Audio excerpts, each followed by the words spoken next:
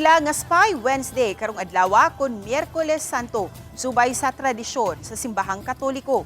Niining adlaw nahimong espiya si Judas Iscariot sa mga Sanhedrin bugti sa 30 ka piraso sa silver nga maoy mihatod sa pagkadakop ni Jesus.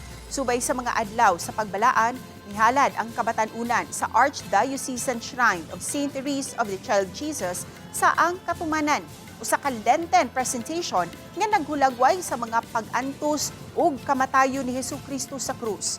Sa maong pasundayag, gipakita ang pagbasol ni Judas Iscariot sa iyang pagdawat og salapi bugti sa kamatayon ni Jesus sa krus.